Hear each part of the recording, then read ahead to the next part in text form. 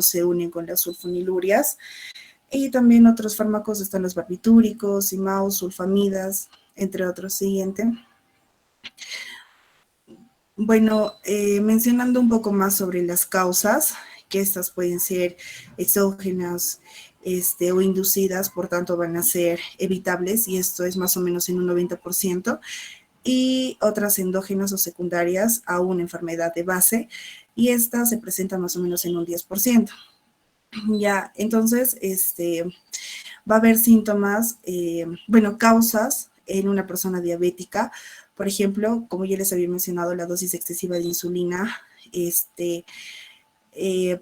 o secretagogo, por ejemplo, las sulfonilurias o las glinidas, un aumento de la vida media de los hipoglucemiantes, antidiabéticos orales que producen hipoglucemia como las sulfonilurias, una dieta inadecuada, por ejemplo, la baja ingesta de alimentos o la omisión de estas, o una alteración en el horario de ingesta, el exceso de ejercicios, interacción farmacológica con los antidiabéticos orales, por ejemplo, el alcohol, salicilatos. Y respecto al alcohol, va a inhibir la gluconeogénesis. Y dentro de las causas de las personas no diabéticas va a estar la autoinmune, por ejemplo, la presencia de anticuerpos, antirreceptor de insulina, los tumores, por ejemplo, insulinoma, mesotelioma, martomas. Dentro de las endocrinometabólicas van a estar la insuficiencia hipofisiaria, suprarrenal. También va a haber hipoglicemias post cirugía gástrica. Como causa va a estar la insuficiencia cardíaco-renal, un cuadro séptico, malnutrición grave, el alcohol que les había mencionado, y los fármacos, por ejemplo, los IECAS, los antagonistas de los receptores de la angiotensina, los quinolonas, y dentro de los hábitos de vida van a estar las comidas poco frecuentes y el ejercicio físico exacerbado. Siguiente. Dentro de la clínica existen dos grupos de síntomas cuya aparición va a depender de la gravedad y de la rapidez de instauración de la hipoglucemia. Primero son los síntomas de origen autonómico.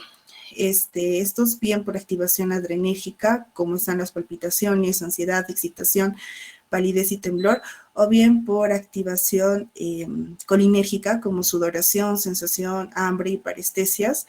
Y segundo, están los síntomas neuroglucopénicos. Estos son ocasionados por un déficit de glucosa en el sistema nervioso central y van a ser, por ejemplo, la cefalalgia, la debilidad, ataxia, alteración del comportamiento como irritabilidad, agresividad, confusión, una disminución del estado de conciencia, somnolencia hasta coma profundo, muerte. Puede aparecer focalidad neurológica como hemiparesia, signo de Babinski positivo, etc.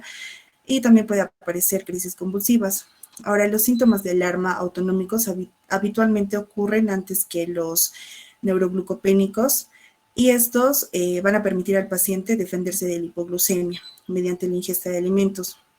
Además, cuanto más rápidamente disminuye la glucemia, la glucosa o la glucemia plasmática, más van a predominar estos síntomas, y los síntomas adrenérgicos pueden estar enmascarados en pacientes sometidos a tratamiento con betabloqueadores o pacientes que tengan neuropatía autonómica. Siguiente, por favor. Bueno, al paciente se debe explorar las constantes vitales como la temperatura, la presión arterial, la frecuencia cardíaca, la glucemia capilar. Es muy típica la existencia de un aumento de la frecuencia cardíaca y de la presión arterial. Sin embargo, aquellos pacientes que van a sufrir hipoglucemias a repetición presentan ambos parámetros dentro de los límites normales.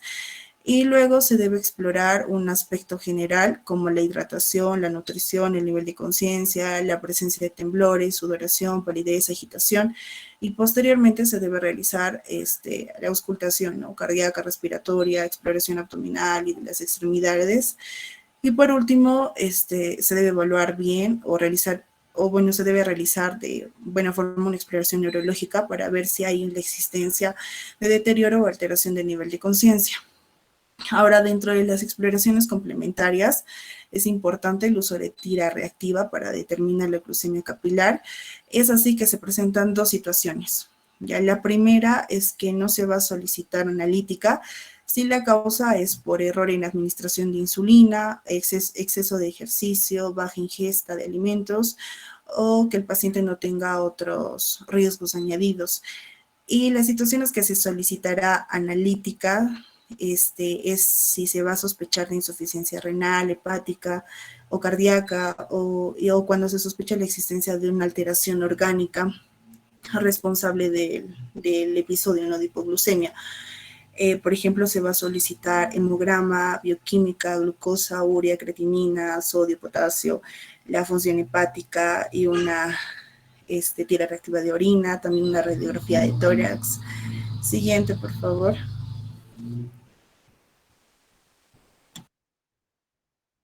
Ya. Continuando con la exposición, vamos a ver lo que son los criterios de ingreso.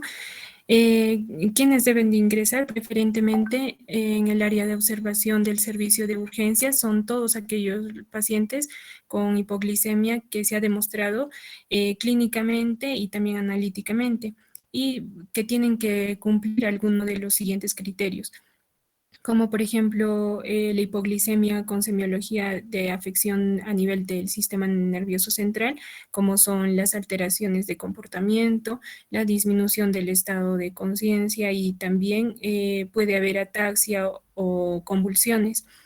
Esto independientemente de la sospecha de la causa y siempre que su tratamiento habitual no origine una recuperación rápida de estas manifestaciones clínicas.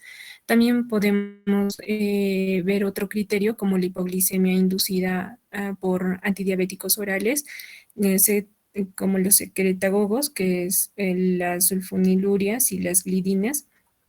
Esto se ve en los pacientes con hipoglicemia que son inducidos, ¿no?, por antidiabéticos orales y que requieren un ingreso, y estos deben de permanecer en el hospital durante un tiempo no inferior a 2 veces la vida media de la hipoglicemia que se ha administrado. Ahora, también otro criterio es la hipoglicemia secundaria a enfermedad orgánica no diagnosticada. Estos pacientes, una vez superado el episodio agudo, deben de ingresar a hospitalización para un estudio diagnóstico de la causa. Y por último, otro criterio es la hipoglicemia de etiología desconocida. Siguiente, por favor. Vamos a ver ahora el algoritmo de actuación. Vamos a ver primero que se trate de una hipoglicemia. Esto se va a hacer mediante la comprobación de la tira reactiva de la hipoglicemia capilar y se ingresa si es que, bueno, cuando sea positivo en un hemograma y dentro de la bioquímica, que son los exámenes de glucosa, de iones y de creatinina. También se pide la tira reactiva de la orina y una radiografía de tórax posterior, anterior y lateral. Una vez que ya tengamos confirmado la hipoglicemia, se hace el tratamiento de corrección, que se va a dar en 2 casos. Más adelante lo voy a especificar.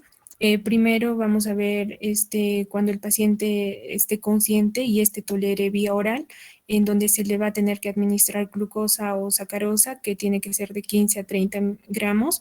Esto es de absorción rápida, por ejemplo, en el zumo o el jugo de naranja, agua con azúcar y bebidas bien azucaradas, ¿no?, como las gaseosas. También se puede dar caramelos o galletas. Ahora, en el otro caso en el que el paciente esté inconsciente o no tolere vía oral, se da glucosa hipertónica de 20 mililitros al 50%, 60 mililitros al 33%, y también se tiene que administrar 1 miligramo de glucagón, que esta puede ser intramuscular o intravenoso. 100 miligramos de autocortina, que puede ser en bolo o cada 6 a 8 horas. Siguiente, por favor. Ya, ahora, en el caso de cuando se trata de un paciente inconsciente, vamos a ver tres aspectos en lo que es la hipoglicemia no filiada, cuando no se sabe la causa, en no diabéticos. Esta, si es que es aislada sin síntomas neurológicos, se hace la corrección y derivación a consulta externa. Y si se trata de una repetición, se hace la corrección e ingreso a la planta de estudio. Ahora, en el caso de una hipoglicemia en diabético que es tratado, es este, se, hay dos casos en la insulínica sin síntomas neurológicos, en donde se va a hacer la corrección y alta a domicilio. Y en el caso de los que consuman antidiabéticos orales, se hace el ingreso y la observación de 24 horas y posteriormente en hospitalización si es que es necesario. Y por último, el tratamiento de mantenimiento. Ahora, si es que se trata de un paciente con síntomas neuropsicopénicos y este es independiente a la causa, la corrección se hace la corrección de niveles y la evaluación clínica se hace a los 30 minutos. Si esta va a ceder, se hace un ingreso en observación a las 24 horas y posteriormente en hospitalización. Esto si es que es necesario. Y si no cede, se hace la actuación según otras sospechas diagnósticas, como por ejemplo, puede tratarse de infecciones metabólicas tóxicas y estructurales. Siguiente, por favor. Ahora vamos a ver lo que es tratamiento específico. En el criterio de ingreso y derivación se da alta a domicilio tras la corrección en urgencia si es que la hipoglicemia insulínica sin ya no hay manifestaciones neurológicas.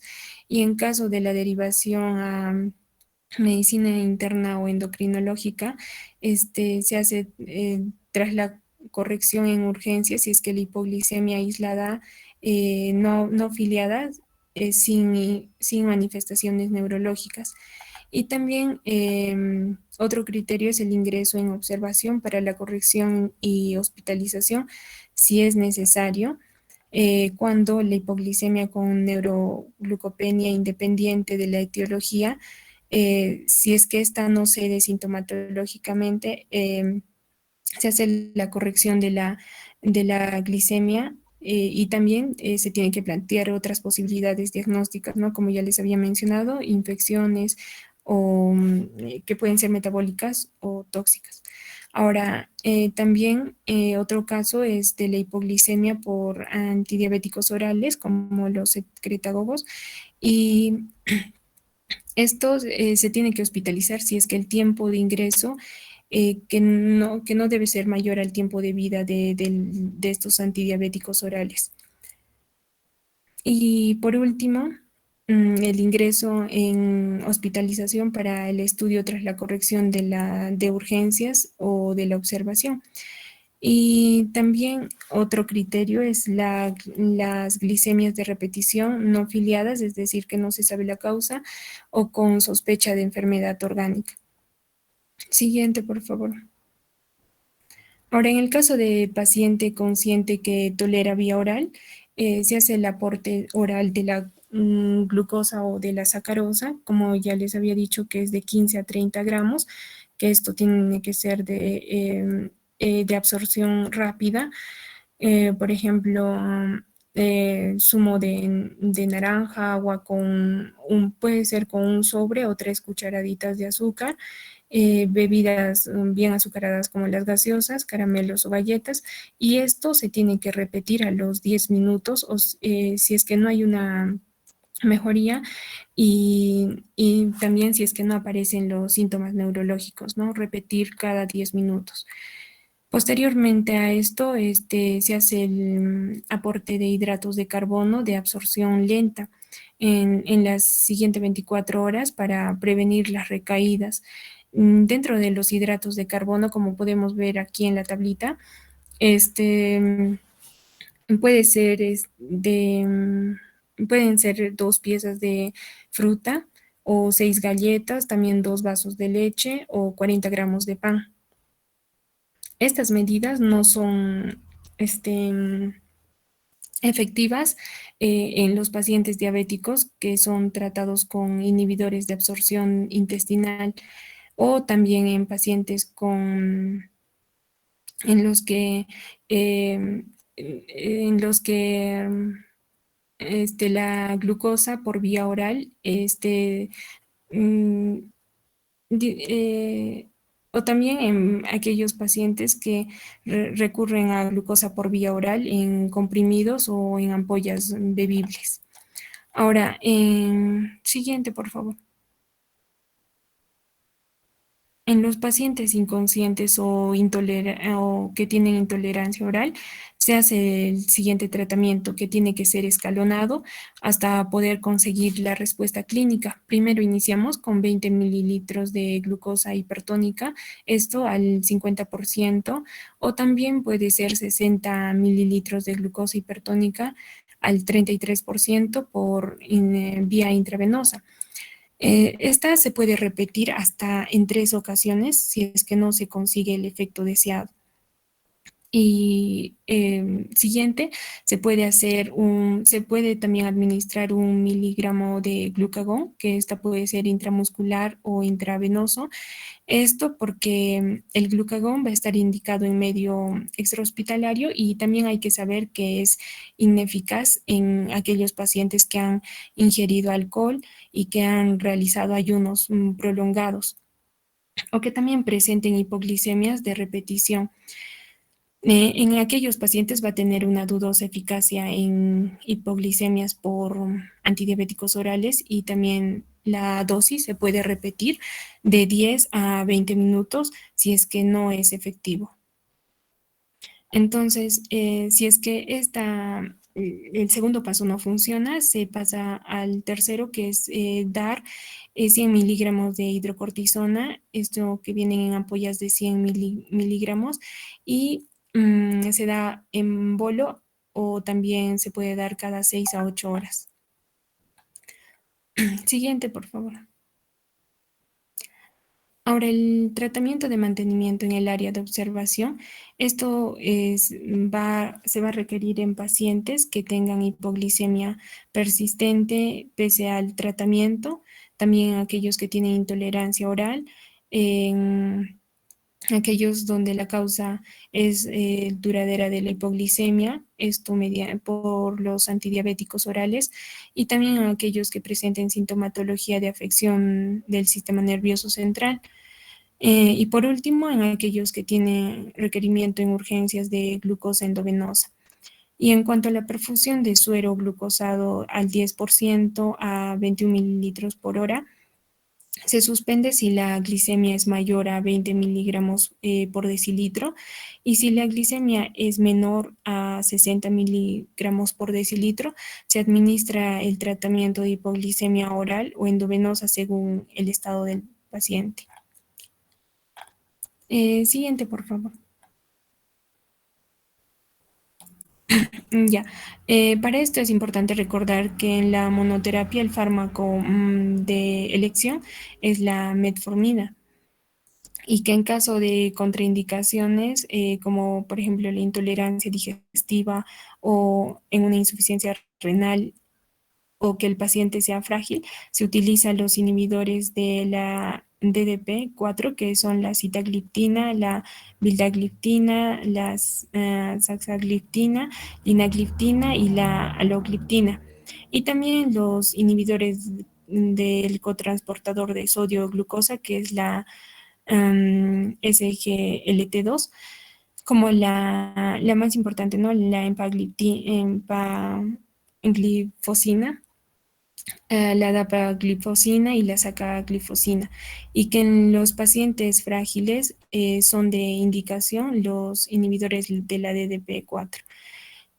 Estos 3 grupos de fármacos no producen hipoglicemias y no van a aumentar de peso. En caso de la insuficiencia renal y que el paciente sea frágil, están indicados los inhibidores de la DDP4 en monoterapia.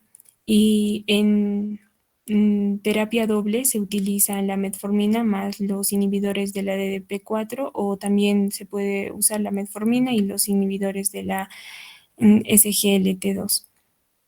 Siguiente, por favor. Ya, en profilaxis también es importante prevenir los episodios de la hipoglicemia en los pacientes diabéticos, siguiendo la serie de recomendaciones, ¿no? Se debe de medir la glicemia antes y después de realizar las actividades y si la glicemia es inferior a 10 miligramos por decilitro, se debe tomar una ración de hidratos de carbono y también controlar la glicemia a intervalos regulares. Y en función de la intensidad y de la duración de las actividades. Ahora, el alcohol también puede producir hipoglicemias hasta 48 horas posteriores al consumo y por lo tanto se debe de evitar o tomar con moderación. Junto con alimentos y realizar también más controles de glicemia, especialmente por las noches. Ahora, si la glicemia es inferior a 90 miligramos por decilitro, se deben de tomar hidratos de carbono antes de consumir o realizar alguna actividad con riesgos de accidente. Y por último, llevar siempre los hidratos de carbono de acción rápida como jugo de naranja o bebidas azucaradas. También evitar periodos prolongados de ayuno y no demorar la ingesta de alimentos tras la administración de la insulina rápida. Siguiente.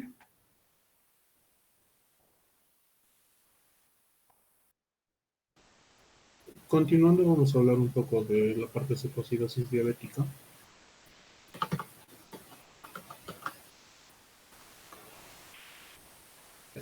Tenemos aquí una pequeña introducción acerca de la cetoacidosis diabética. La cetoacidosis diabética es un ente relativamente nuevo, al menos en la parte del manejo. Como vemos aquí, el primer reporte de un coma diabético, que vendría a ser parte del espectro que puede llevar una cetoacidosis mal controlada, se reporta en el 1800.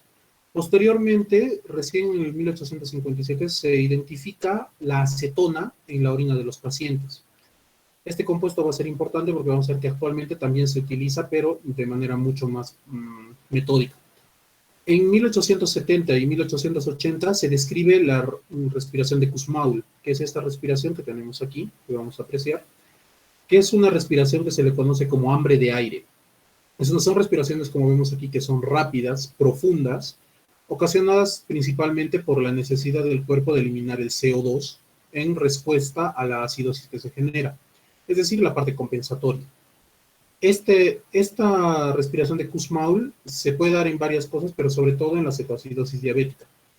Ahora, como vemos aquí, es una respiración donde el paciente busca de cualquier forma oxigenarse. El cuerpo está intentando oxigenarse y vemos aquí cómo está rápida y honda, bastante profunda. También en estos años se descubre el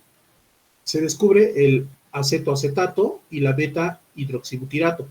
Estos dos componentes son bastante importantes porque actualmente estos son los que se dosan para nosotros hacer el diagnóstico. El acetoacetato principalmente se dosa en orina, ya que aproximadamente el 70% de este se va a eliminar por este medio, mientras que el hidroxibutirato normalmente se queda a nivel plasmático, a nivel de la sangre. De estos dos, el que es más específico es el hidroxibutirato, que este se puede medir a nivel de plasmático. El acetoacetato es mucho más fácil de medir, pero también tiene falsos positivos. Recién en 1921 se descubre la insulina, que es la terapia principal que tenemos en estos pacientes. Hacia el 23 ya se había descrito la cetoacidosis diabética justamente con esto, con la respiración de Kussmaul, la presencia de los cuerpos cetónicos, que así se denominan a estos tres, a la acetona, al acetoacetato y al hidroxibutirato. Esta cetoacidosis diabética llegaba a mortalidades del 95%, es decir, que de 100 pacientes, 95 morían de esta causa. Por esto es que por primera vez se hace un caso de tratamiento para la cetoacidosis diabética, principalmente con la insulina. Lo primero que se hizo fueron grandes dosis de insulinoterapia, a partir de 1930 hasta 1970. Durante todo este tiempo, el tratamiento principal para esta cetoacidosis era insulina a altas dosis. Luego, con estudios y protocolos, se vio que la insulina a baja dosis era igual de efectiva y tenía mucho menos riesgo de llevar a la hipoglicemia, que ya lo hablaron mis compañeras. Aquí también empieza a cuestionarse el uso de la administración de fluidos, principalmente en niños.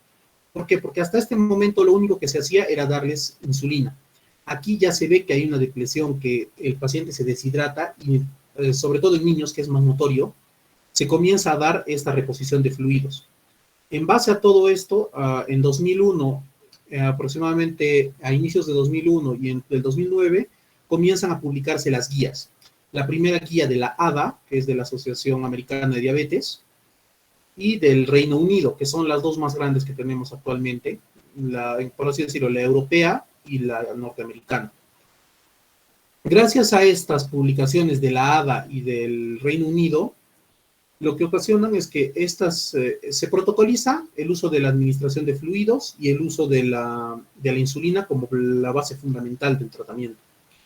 Lo que conlleva que para el 2010, hasta nuestra fecha, la mortalidad de la cetoacidosis diabética ha caído hasta un 1%. Es decir, solamente un paciente de 100 puede llegar a morir. Y normalmente estos son pacientes ya que no han recibido el tratamiento a tiempo o que han tenido una acidosis demasiado severa en el tiempo o han tenido un mal manejo. Y en algunos casos que ya han hecho ciertos problemas cerebrales, como puede ser el edema, es la principal complicación que tenemos aquí. Aquí, en 2010 también se pone el primer protocolo de fluidoterapia en niños, porque hasta aquí lo que se había hecho era en adultos. Aquí ya comenzamos a tratar también a los niños. En cuanto a la fisiopatología de esta patología, de la cetoacidosis, se basa principalmente en un componente catabólico. Los pacientes entran en estados hipercatabólicos y, como sabemos, los tres principales energéticos que tenemos son las proteínas, que van a estar aquí a nivel muscular, lo que es los carbohidratos a través de la gluconeogénesis en este caso, y la parte adiposa o lipídica, que va a ser a nivel del tejido adiposo. Estos tres factores se alteran, el catabolismo proteínico, el catabolismo de carbohidratos y el catabolismo adiposo o lipídico. ¿Qué ocurre? Cuando hay una insuficiencia o un déficit de la insulina, esto es importante porque, ya lo voy a explicar más adelante a mi compañera, pero entre el estado hiperosmolar y el estado de la cetoacidosis diabética hay una diferencia. La cetoacidosis diabética se da por una depresión de la insulina, es decir, no hay insulina, o es muy, muy poca, mientras que en el otro caso puede haber un déficit parcial de insulina. Entonces, ¿qué ocurre? Las hormonas contrarreguladoras, que son las hormonas que se oponen a la insulina, como pueden ser el glucagón, como pueden ser, perdón, como pueden ser las catecolaminas, o puede ser el cortisol, comienzan a elevarse. Estas hormonas contrarreguladoras van a favorecer a la hiperglicemia. La hiperglicemia en estos pacientes se da principalmente por tres factores. La gluconeogénesis que vemos en la parte hepática, la glucogenólisis que vamos a ver que puede generarse a nivel renal y a nivel periférico, y la disminución del uso de la glucosa. Porque como conocemos, el que se encarga de la disminución del uso de la glucosa a nivel periférico es la insulina. Entonces, si no hay insulina, el cuerpo no va a usarla, no se va a meter a la célula. Entonces, lo que va a generar es un aumento de la glucosa a nivel plasmático, una hiperglicemia. Lo primero que ocurre es a nivel del tejido adiposo. A nivel del tejido adiposo se genera un incremento de la lipólisis, es decir, se aumenta la escisión de los triglicéridos, sobre todo en dos componentes, que son el glicerol y los ácidos libres. Este glicerol y estos ácidos grasos libres van a ser bases para dos componentes. El glicerol, sobre todo, los ácidos grasos libres, sobre todo, van a venir hacia la parte hepática. Vemos aquí en este pequeño cuadrito que está el liver, que es el hígado. Y en el hígado, estos van a producir los cuerpos cetónicos, los cetoácidos, en este caso. ¿Cómo ocurre esto? Estos ácidos grasos libres pasan a la circulación y son llevados hacia el hígado, donde ingresan hacia la mitocondria. Y lo normal es que estos ácidos grasos se conviertan en acetil-CoA y este acetil-CoA ingrese, como conocemos, en el ciclo de Krebs. Esto es lo normal. Pero como hay un aumento excesivo de estos, lo que va a ocurrir es que el acetil-CoA, cuando se unen dos moléculas de este acetil-CoA, se va a formar el acetoacetil-CoA, que es una precursora de los cuerpos cetónicos. Este acetoacetil-CoA se va a convertir en la mitocondria en este compuesto, que es el HMG-CoA. Pero para esto necesita de un inductor, que es una enzima, necesita una enzima. Esta enzima es, como su nombre mismo, HMG-CoA, pero sintasa, es decir, la que sintetiza. Y esta tiene una característica importante, es inhibida por la insulina. Es decir, cuando hay este déficit de insulina, no hay insulina, esta se va a comenzar a activar. ¿Y quién la activa también? La que tiene un activador es el glucagón, es decir, una de las contrarreguladoras. Por eso es que en esta parte es importante el uso de la insulina, porque si nosotros al paciente le damos insulina, esta enzima se inactiva, por lo que no se va a producir la HMG-CoA. ¿Y cuál es la característica? Esta HMG-CoA se une a un acetil-CoA más, o sea, a este acetil que estaba aquí, se une y forman 3, ya serían el HMG más un acetil. Y se forma esto, el acetoacetato. De este habíamos hablado al inicio. Este acetoacetato principalmente lo vamos a encontrar a nivel de la orina, en su excreción, perdón. Y este acetoacetato tiene 2 vías. Una, que es la formación del beta-hidroxibutirato, que es el que vamos a encontrar a nivel plasmático. Bueno, en mayor parte a nivel plasmático, porque el acetoacetato también sale. Y este acetoacetato también se puede convertir en acetona. Ya habíamos dicho que los 3 principales cuerpos cetónicos eran la acetona, el acetoacetato y el beta-hidroxibutirato. Estos 2 de aquí, el acetoacetato y el hidroxibutirato, se consideran como cetoácidos. Como su nombre lo indica, son ácidos. Estos cetoácidos van a ser liberados hacia la circulación, como cuerpos cetónicos. Estos cuerpos cetónicos o cetoácidos, por su característica de ser ácidos, liberan hidrogeniones. Entonces, ¿quién se va a encargar de bloquear el efecto acidótico del hidrogenión? El bicarbonato. Aquí tenemos al bicarbonato. El bicarbonato hace efecto de tampón, pero ¿cuál es el problema? Esto es lo que ocurre normalmente. Como aquí vemos que hay un aumento excesivo de estos ácidos libres, de estos ácidos grasos libres, lo que va a ocurrir es que hay mucho hidrogenión y el bicarbonato se va a ir bajando. O sea, no llega a ser suficiente para hacer buffer de esta cantidad de hidrogeniones. Entonces, ¿qué ocurre? Comienza a haber una acidosis. ¿Y una acidosis de qué tipo? Metabólica. ¿Por qué? Por el descenso del bicarbonato, o sea, una acidosis metabólica. Esta acidosis metabólica, como intento de compensar, va a necesitar eliminar al CO2. Por esto es que se genera esta respiración de Kussmaul que vimos en la primera diapositiva. El cuerpo intenta botar, por eso es que se hacen respiraciones profundas y rápidas. ¿Para qué? Para nosotros conseguir un descenso del CO2 y conseguir una alcalosis respiratoria que compense. Y al mismo tiempo, la acetona, que es uno de los 3 cuerpos cetónicos que vimos, tiene la característica de que se elimina por vía pulmonar. Y esto nos va a dar, esta acetona, nos va a dar una característica, el olor frutado. Estos pacientes se dice que tienen un olor a manzana, que es el que normalmente se describe en la literatura. Y se nota bastante, porque como hacen esta respiración de Kussmaul y botan bastante rápido y bastante profundo el CO2, notamos un olor en el ambiente o cuando nos acercamos a ellos a manzana, todo por la acetona. Ahora, a pesar de esto, los hidrogeniones siguen aumentando y se genera más acidosis. Estos hidrógenos tienen otra forma de hacerse como un buffer. Dentro de la célula, como ya vimos en la parte de hidroelectrolitos, está el potasio.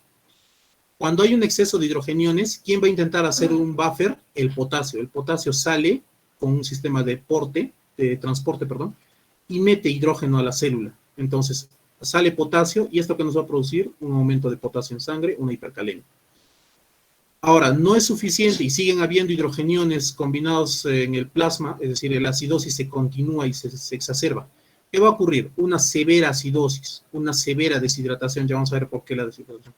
Esta severa acidosis va a llevar a la complicación más importante y más peligrosa. Esta severa acidosis puede llevar a un edema cerebral y al coma. Es lo que vimos al inicio, que es lo primero que se había descrito. ¿Por qué estos pacientes ingresaban como coma glucémico? Por esto, porque hay un exceso de acidosis. Nosotros, por fisiología, sabemos que cuando el pH disminuye de 7.35, comienza a haber fallo biológico intracelular. Pero cuando ya baja de 6.8, el pH, esto se hace irreversible. Es decir, a este paciente es prácticamente imposible salvarlo, ya hace un daño irreversible a nivel biológico. Entonces, por eso es importante que el pH se mantenga en parámetros normales, más de 7 de preferencia. Eso lo vamos a ver en la parte de tratamiento. Ahora, también hay otro. Esta liberación o exceso también hace que la glucosa se libere directamente del hígado, o sea, que no haya, por la gluconeogénesis, se genere glucosa. Y esta glucosa se vaya directamente a la sangre. Esta hiperglicemia que ya hemos visto por qué se produce, hiperglicemia por gluconeogénesis, glucogenólisis y el bajo uso periférico, va a activar a los macrófagos. Esta activación de macrófagos nos va a dar estos factores que ya conocemos, la interleuquina 6, la interleuquina 1 beta, el factor de necrosis tumoral, y estos son proinflamatorios. Aquí viene otra de las complicaciones. Estos mecanismos proinflamatorios pueden producir en los pacientes trombos, especialmente en pacientes muy acidificados. Y vamos a ver que esto no es muy común, felizmente. Los trombosis son un poco raras, pero en niños sí se puede dar. En los niños es donde las complicaciones son más peligrosas. Ahora, estos factores también van a ocasionar un problema a nivel pancreático. En el páncreas, a nivel de las células beta, que son las que conocemos que hacen la insulina, estas células van a comenzar a fallar. ¿Y qué van a producir? Que no haya suficiente secreción de insulina. Entonces, ¿qué va a pasar? Otra vez, volvemos al ciclo vicioso. No hay insulina. ¿Qué ocurre? Se liberan estos, los ácidos grasos libres. Se aumentan los ácidos grasos libres y se aumenta la proinflamación. ¿Qué va a ocasionar eso?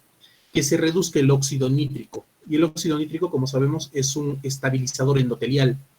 Es un vasodilatador. Entonces, si no hay óxido nítrico, va a producir disfunción endotelial. ¿Qué va a producir esto? Otra vez, edema cerebral, sobre todo este de aquí, vasogénico. Este edema cerebral vasogénico, que lo vamos a poder apreciar en la tomografía, ya conocemos esas hipodensidades digitiformes que se forman, que van a invadir a nivel de la sustancia blanca, se producen principalmente por este problema, porque no funciona la insulina, no hay insulina. Entonces, volvemos a lo mismo, la insulina es parte del tratamiento esencial. Ahora, ¿por qué ocurre esto otro? La deshidratación. La deshidratación ocurre principalmente porque hay una diuresis osmótica. Ya lo hemos visto en líquidos electrolitos. La glicosuria arrastra agua. La glucosa arrastra agua. Hay cetoanuria, es decir, se eliminan el acetoacetato, sobre todo, más que el hidroxibutyrato, el acetoacetato. Y en el riñón, y aquí también se dice que se produce una glicólisis, no tan significativa, pero que también, como no hay insulina, se nota. Esto produce que el paciente tenga poliuria, polidipsia. Esto ya lo conocemos como síntomas de diabetes. Ahora, hay poliuria. Y también en estos pacientes comienza a haber vómitos. La parte gastrointestinal aún no está tan clara, pero se dice que es por una isquemia, una hipoperfusión a nivel del sistema gastrointestinal por la propia deshidratación, lo que ocasiona una disminución del peristaltismo. Entonces, en estos pacientes, los vómitos sí se sabe que pues, son parte también de la parte de intoxicación en el cerebro. Esta parte del edema cerebral genera vómitos. Entonces, estos pacientes no pueden tomar agua y tienen mucha poliuria. Entonces, los vómitos más la poliuria más no poder hidratarse, ¿a qué los llevan? A una deshidratación severa. Sobre todo con un estado hiperosmolar, porque hay mucha glucosa. Ya hemos visto en el anterior la fórmula de la osmolaridad plasmática. Bueno, aquí vamos a usar solo el efectivo. Glucosa sobre 18. Ya. Ahora, como hay un exceso de glucosa, entonces la glucosa es lo que manda junto con el sodio al estado de la osmolaridad. Entonces vemos que hay un estado hiperosmolar, hay un aumento de la osmolaridad. También hay una deshidratación. Esta deshidratación lo que va a hacer es una depresión de volumen, disminuye el volumen. Cuando disminuye el volumen ya hemos visto qué cosa ocasiona. Trastornos hidroelectrolíticos. El sodio puede elevarse, el potasio, que de por sí ya estaba elevado por este mecanismo, también se va a poder elevar. Entonces, todo esto es un ciclo. Entonces, aquí vemos y en base a esta fisiopatología, a este cuadrito, tenemos el por qué se usa cada cosa. Esta severa deshidratación también va a activar un sistema interesante, que es el sistema de la renin-angiotensina-aldosterona. Como hay depresión, ya hemos visto, va a aumentar la aldosterona, se reabsorbe el sodio y secreta potasio. Por eso es que en estos pacientes la hiperpotasemia que habíamos visto aquí, esta hiperpotasemia, puede estar enmascarada. ¿Por qué? Porque la aldosterona se va a encargar de excretar el potasio excesivo. Entonces, estos pacientes, a veces el potasio no lo vamos a encontrar alterado. Por eso es que el potasio tenemos que dosarlo constantemente. Porque si bien es cierto, hay mecanismos que generan que aumente, también tiene un contra, que es la aldosterona, que va a encargarse de excretarlo y va a compensar un poco. Y esta deshidratación obviamente va a generar, también una insuficiencia renal aguda de tipo prerrenal. ¿Por qué? Porque no hay volumen. Entonces, esa es otra de las complicaciones que tenemos en estos pacientes. Entonces, una vez que ya sabemos qué es lo que ocurre a este nivel, a nivel fisiopatológico, tenemos la sintomatología. ¿Qué ocurre a nivel sintomatológico? Tenemos problemas en el sistema nervioso central. Esto es lo más peligroso y lo que tenemos que tener en cuenta. Hay polidipsia, hay polifagia. Polifagia se ha visto más, pero es por la diabetes. Esto de la polifagia es menor. Es poco hay en estos pacientes. ¿Por qué? Porque en contrarresta hay vómitos. En estos pacientes hay muchos vómitos, náuseas. Hay letargia, esto sí, estupor, coma. Esto más que todo está dado por alteración del nivel de conciencia, alteración de los niveles de conciencia. La alteración del nivel de conciencia es lo que nos va a dar a nosotros también un indicador de la gravedad de estos pacientes. A nivel visual puede haber visión borrosa, se ha visto, no es tan común. Este es común, el olor a acetato o olor a manzana, hemos visto por qué, por la respiración de Kussmaul que va a incrementar y que ya tiene acetona dentro del sistema por el metabolismo mitocondrial. Esta respiración de Kussmaul, que se va a encargar principalmente de disminuir el CO2 de forma compensatoria, por eso es hiperventilación, la hiperventilación. A nivel urinario hay poliuria, cetoanuria, glucosuria, estas son importantes, sobre todo esta, la ketoanuria. Y también la glucosuria, vamos a ver que es parte del diagnóstico, pero sobre todo esta, la ketoanuria. Ahora, a nivel gastrointestinal hay náuseas, vómitos, dolor abdominal, ya dijimos, por una disminución de la perfusión. También pueden haber otros síntomas, no son solo estos. En algunos pacientes se ha visto que por la depresión excesiva de volumen hay signos de shock. Entonces, si hay una depresión de volumen, hay signos de shock. Disminuye la presión arterial, aumenta la frecuencia cardíaca, lo que ya conocemos. Sobre todo, estos pacientes se deshidratan, entonces sus mucosas, a nivel de mucosa, esto está en el cuadro, mucosa seca. Esto es importante porque acá vamos a ver si el paciente está normohidratado o está en una deshidratación franca. Ahora, también puede haber en estos pacientes temperaturas normales o bajas, aún en fiebre. Esto es lo que me olvidaba aquí. Todo este proceso catabólico necesita casi siempre un activador, un mecanismo de activador. Y los principales que conocemos son la infección y en el caso de adultos tratados, el mal uso de la insulina. O sea, no es una correcta o por algún motivo están con insulinas menores de las que necesitan o no cumplen su tratamiento. Hay otros, puede ser el infarto agudo de miocardio, un ACV, incluso este es peligroso por Brugada. El ACV también pueden tener algún tipo de patología intrínseca, el uso de los inhibidores SGLT2 que mencionó mi compañera. Este es el que se ha visto bastante incrementado en la diabetes mellitus tipo 2. Porque todo este cuadro es principalmente en la 1, porque donde hay más depresión de insulina en la diabetes mellitus tipo 1. Pero antes se pensaba que solo era en esta. Actualmente la diabetes mellitus tipo 2 tiene bastantes casos. Se asocia a estos dos. Mal control de glucosa por la insulina y el uso de inhibidores de SGLT2. Entonces, aun cuando hay infección, en estos pacientes la temperatura está baja o normal, en cualquiera de los dos rangos. Hay disminución del pH, eso ya lo hemos visto. Entonces, en algunos niños también puede hacerse hipertensión, algo paradójico que aún no se sabe por qué. En niños, muchas veces no diagnosticamos el estado hipovolémico, porque en niños puede ocurrir hipertensión. En algunos niños puede haber hipertensión. Se dice que puede ser por los mecanismos de respuesta de vasoconstrictores que tienen ellos. Ahora, para el diagnóstico hay varios criterios, vamos a ver más adelante una tablita de criterios, pero lo principal aquí son tres cosas. El diagnóstico se va a dar por cetonas, concentración de cetonas, ya sea capilares sanguíneas o la cetoanuria, es decir, en sangre o en orina. En sangre, ¿cuándo decimos que es diagnóstico de cetoacidosis? Cuando son más de 3.0 milimoles por litro, estos cuerpos cetónicos. Estos normalmente son por el beta-hidroxibutirato, que ya lo habíamos visto. Este es el más confiable, hidroxibutirato. Ahora, la cetoanuria, principalmente por el acetoacetato, También se puede medir con tiras reactivas. 2 o más tiras nos dan... Este es más fácil, es el más accesible, pero también nos puede dar falsos positivos. Hay que tener cuidado con esto. Ahora, las cetonas, ¿por qué decimos que este acetato da falsos positivos? Cuidado en pacientes que toman captopril. Conocemos el captopril. Dentro de los medicamentos antihipertensivos a los IECAS, tenemos al valproato. Estos dos medicamentos van a generar cetoanuria. Generan cuerpos cetónicos en orina. Por eso es que pueden dar un falso positivo. Ahora, dentro de las concentraciones de bicarbonato A, por eso es CAT, cetoacidosis diabética. Ceto de cetonas. Acidosis es obviamente un pH bajo. El pH normalmente tiene que ser menor de 0.3. Ese es lo más característico, lo más importante que tenemos aquí. El pH menor de 7.3 ya nos dice que es una cetoacidosis diabética, a diferencia del estado hiperosmolar, que lo vamos a ver más adelante. Ahora, si está bajo el pH, obviamente hemos dicho que era una acidosis metabólica, también está bajo el bicarbonato.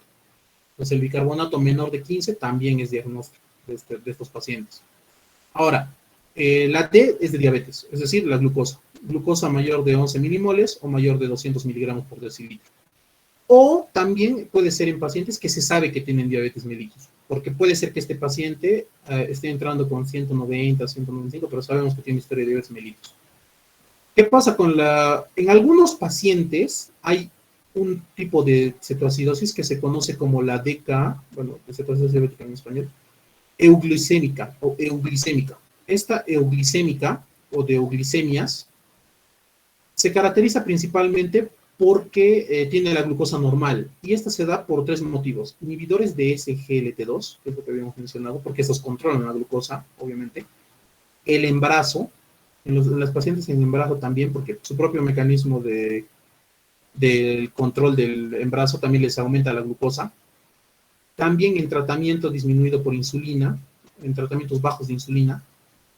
Y en algunos factores, en algunos diagnósticos diferenciales, porque esta tiene dos diferenciales importantes, que son en el ayuno prolongado y en la cetoanuria alcohólica, en pacientes con alcoholismo, por ejemplo.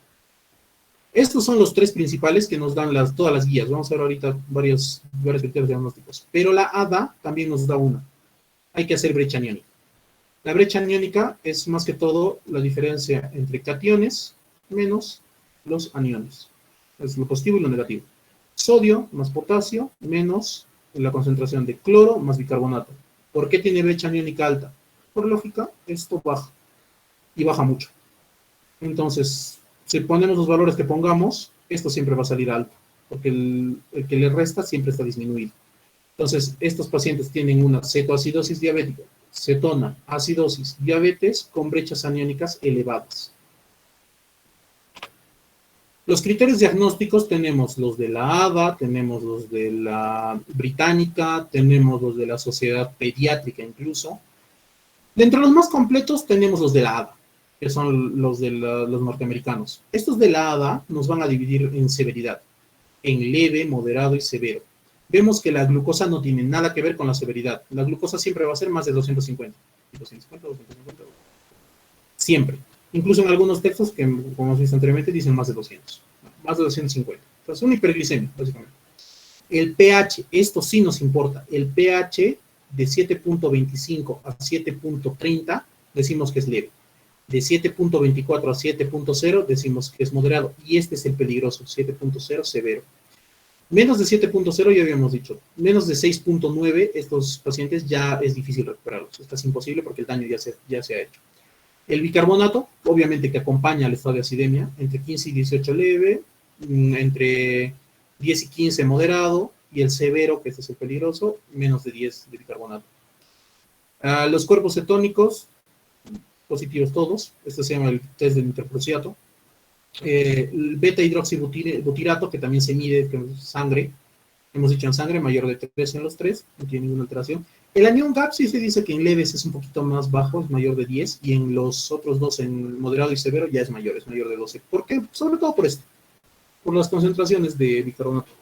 Este es el más importante que nos da ADA, el estado mental, cómo entra nuestro paciente. Nuestro paciente entra acidótico pero alerta, todavía vemos que no hay todavía no está haciendo edema, todavía no está haciendo una complicación severa a nivel cerebral, pero nuestro paciente entra acidótico ya con alteración del estado de conciencia, como puede ser que esté un poco menos alerta o que esté somnoliento, ya tenemos que pensar en medio. Si el paciente entra en estupor o coma, este paciente ya tendríamos que tratarlo en UCI. ¿Por qué? Este estupor y coma puede comprometer la vía aérea y puede ser necesaria la ventilación mecánica. Ahí es que dicen que en estos pacientes, si vemos que la respiración está afectada, ventilación, porque ya hemos visto que estos pacientes hacen SMOW. Cuando vemos que ya comienzan a hacer paradas respiratorias o que no, su respiración ya es mucho más dificultosa y ya no pueden hacer esa rapidez, hay que pensar ya en ventilación mecánica. Estos pacientes ya serían prioridad 1 sobre todo. En los leves se dice que se les puede tratar en prioridad 2, 3, también pues decía, incluso 3, más que 2, 3. Estos sí hay que evaluarlos, porque estos pueden ir en cualquiera de los dos lados, sobre todo por el pH, este es el problema. Cuando ya llega a 7.0 es peligroso. Ahora, los británicos no se complican tanto, solamente dicen más de 200, tu pH menos de 7, lo que hemos visto en la anterior diapositiva, el pH menor de 7.3, bicarbonato de 15, listo. Es cuerpos cetónicos y el beta-hidroxibutirato. Con eso ya decimos que son una cetocidosis. Los pediatras también clasifican en moderado, severo y leve. El leve, con los criterios de más de 200 de glucosa. Aquí en los niños sí es un poquito más fácil darnos recordar, porque en severos es 7.3, en medio 7.2 y en grave 7.1. Recordemos que los niños tienen menor respuesta a la acidosis, es más peligroso en ellos, hacen convulsiones mucho más fáciles, sus cerebros son más susceptibles. El bicarbonato en ellos también desciende mucho más fácil. En los leves tenemos 15, moderados 10, y en los severos ya tenemos bicarbonatos de 5, y ya hay que hacer reposiciones. Ahora, cuerpos cetónicos tienen todos, todo lo que es cetónicos tienen todos, y no es indiferente la gravedad de los cuerpos cetónicos. Lo que importa es que tengan. Ahora, estos criterios diagnósticos que saqué de aquí son los que normalmente se dan como una especie de diferencial entre el estado hiperosmolar y la cetocidosis diabética. ¿Qué ocurre aquí? Lo mismo. Estos parámetros son exactamente iguales a los que hemos visto, pero aquí ya vemos que nos aumentan algo. La osmolaridad. Esta osmolaridad en cetoacidosis casi no nos sirve. Es bastante variable. Porque si bien es cierto, hay un aumento de glucosa, no es un aumento tan alto. Y también puede haber una disminución de sodio. ¿Por qué? Porque estos pacientes tienden a hacer mucho estados de alteración hidroelectrolítica. Entonces, en ellos la osmolaridad no es tan confiable. Donde es confiable es en lo que van a ver más adelante mi compañero, que es la parte del estado hiperosmolar. Entonces, este es el que nos diferencia, es nuestro diferencial. Y el anión GAP, en este caso, sí, también es otro diferencial. ¿Por qué? Porque en este estado es un anión GAP bajo, normal, en cambio en esto sí tenemos un anión GAP alto. Este no varía mucho. Y este es el que saqué del seguro, el que encontré en el JETSI, del seguro, que nos dice que la cetoacidosis diabética igual. La glucosa no nos da severidad, pero sí es el parámetro para manejo. Ojo, este es para manejo. El pH sí nos da la severidad, aquí está. El bicarbonato también nos puede indicar severidad porque está relacionado con el pH. Cetoanuria, cetonemia, la osmolaridad también aquí no es relevante aquí. El anión GAP sí. Y aquí también nos dan como, ellos en el seguro parece que han adaptado bastante lo de la parte de la ADA, porque también nos habla de esto, por coma, somnolencia y alerta, el estado de nivel de conciencia. Ahora, a esto habría que añadir que estos pacientes hay signos de gravedad. ¿Cuáles son los signos de gravedad? Los que he marcado aquí ya son algunos. pH, bicarbonato, otros. Potasio, menor de 3.5, gravedad. Estas cetonas, si bien es cierto, no es tan fácil de evaluar, pero la cetoanemia mayor de 6 se ha visto que es también un índice de gravedad. Estos pacientes con cetonas mayor de 6 se ha visto que hacen mucho más fácil el compromiso trombótico y el compromiso edematoso. Presiones arteriales menores de 90, obviamente esta es la hipovolemia, la frecuencia cardíaca en ambos rangos, en taquicardia, más de 100, o en bradicardia, menos de 60, también nos pueden dar. La saturación tenemos que controlar a estos pacientes porque hemos visto que también a nivel hay un cansancio muscular por la respiración que tienen. Bueno, esto es en costa, ¿no? Esas guías son norteamericanas europeas, menos de 92. El Glasgow, este también es importante porque está en relación con esto del nivel de conciencia. Glasgow menor a 12 también es signo de severidad. Entonces hemos visto menores de 7 ya tendrían que ir a UCI también por el riesgo. Entonces, estos pacientes, estos son los criterios de severidad. Esto no está en los diagnósticos, pero esto lo encontré en 2 artículos, sacamos de la ADA, que son nuevos.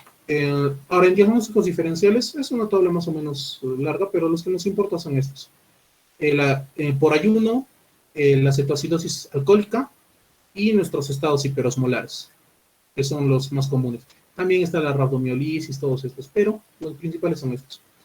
La cetoacidosis diabética tiene un pH bajo, tiene una glucosa plasmática alta, pero no excesivamente alta. Este también es un diferencial con el estado hiperosmolar, con el coma hiperosmolar es mucho más alto.